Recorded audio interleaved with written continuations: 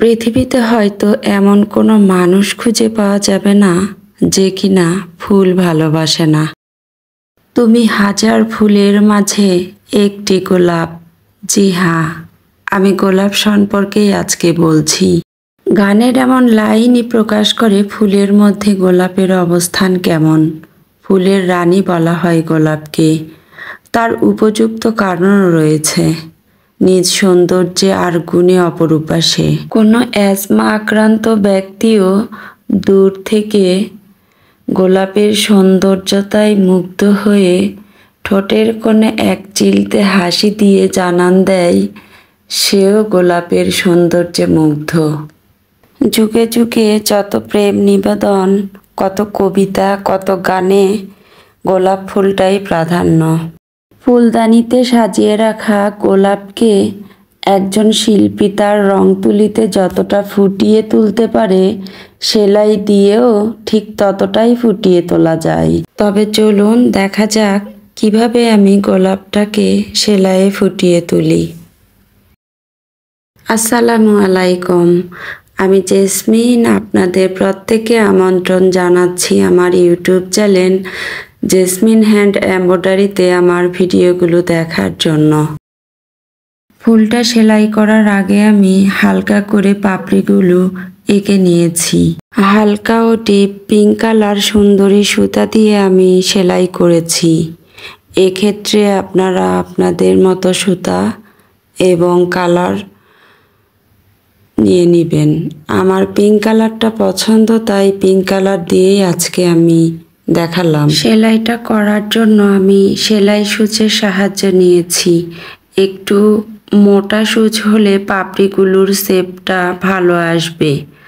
প্রথমে আমি যে লাইনটা টেনে নিয়েছি পাপড়ির, সেই লাইনটার সূচটাকে ঢুকিয়ে নিয়ে আঙ্গুলের সাহায্যে একটা প্যাঁচ দিয়ে সুতাটাকে সূচের মাথায় ঢুকিয়ে দিতে হবে।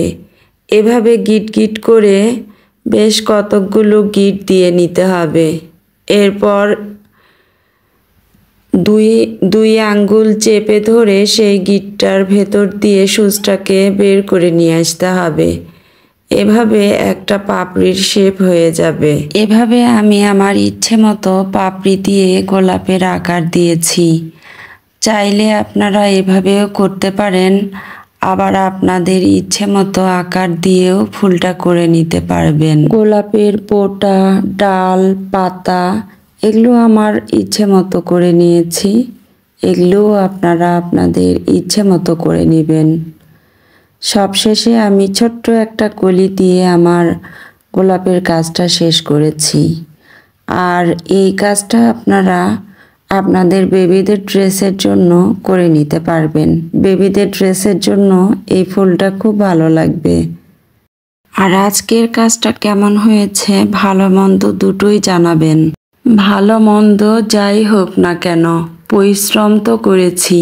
একটা লাইক আপনাদের কাছে আশা করতেই তো পারি বলুন। সেলাইটা দেখতে কঠিন মনে হলেও তা কিন্তু নয়, অত্যন্ত সহজ ও সোজা একটা সেলাই। আপনারা কোথা থেকে কি অবস্থায় আমার ভিডিওটা দেখছেন আমি তো জানি না, তবে আপনারা যেখান থেকেই আমার ভিডিওটা দেখেন না কেন, আপনাদের সবার প্রতি আমার কৃতজ্ঞতা এবং অভিনন্দন জানাই। আর যে সকল নতুন আপু ভাইয়ারা আমার চ্যানেলটাকে নতুন ভিজিট করছেন, আপনারা চাইলে আমার পাশে থেকে যেতে পারেন।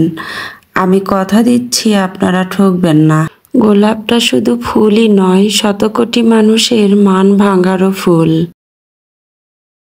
পরিশেষে সবার আগামী পথ চলা সহজ ও সুন্দর হোক এই কামনায়। আবার কথা হবে আপনাদের সাথে নতুন পরবর্তী ভিডিওতে। আর ভিডিওর কোনো অংশ যদি ভুল হয়ে থাকে প্লিজ ক্ষমা সুন্দর দৃষ্টিতে নেবেন। সবাই ভালো থাকুন, সুস্থ থাকুন। আমার পরবর্তী ভিডিও দেখার অনুরোধ করে আজকে এখানেই বিদায় নিচ্ছি। আল্লাহ হাফেজ।